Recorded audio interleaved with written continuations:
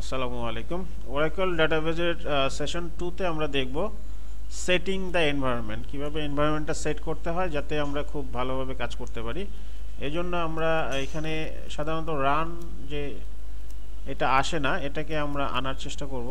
এখানে right button click করে প্রপার্টিসে গেলাম, এখানে স্টার্ট মেনু, কাস্টমাইজ, তারপরে এখানে একদম নিচে নিয়ে যেতে হবে।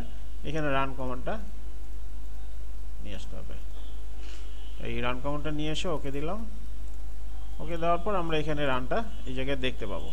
তো এখানে অনেক কিছু আছে, এই জিনিসগুলো আমরা দেখব যে আমরা যেহেতু এসকিউএল এ কাজ করব এবং আমরা Oracle 10G 11G যাই ইনস্টল করি না কেন, তো এটার এসকিউএল প্লাস নামে যে একটা exe ফাইল আছে, এই exe ফাইলটা কোথায় আছে এটা আমরা একটু নিয়ে আসবো।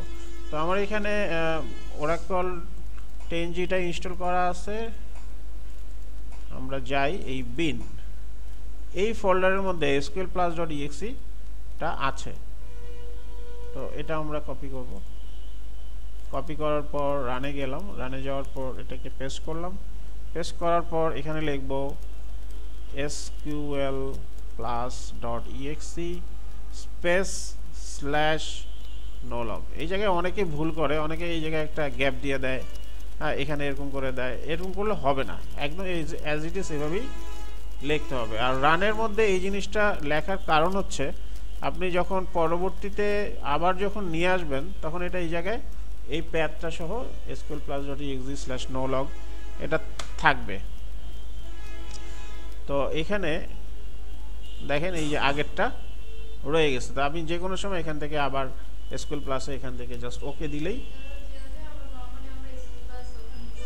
এখান থেকে নিয়ে আসতে পারবো এবং এখান থেকেই আনবো। আমরা যেহেতু কাজ করতেছি এখান থেকেই আনবো। এবং এখানে যে sql+ এর যে নর্মাল কমান্ড প্রম্পটের যে সেশনটা চালু হয়েছে, এখানেও কিছু কনফিগারেশন আছে।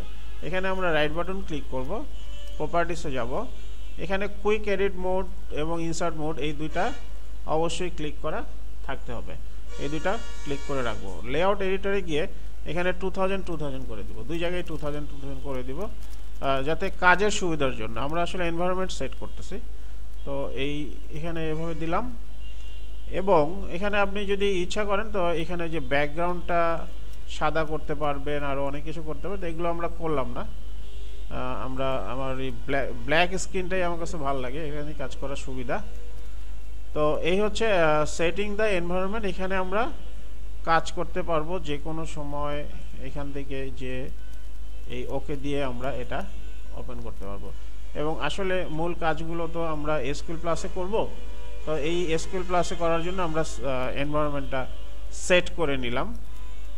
তো এই হচ্ছে সেটিং দ্য এনভায়রনমেন্ট। এরপরে আমরা দেখব আনলক ইউজার। তো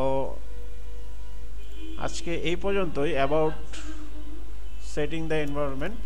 আসসালামু আলাইকুম।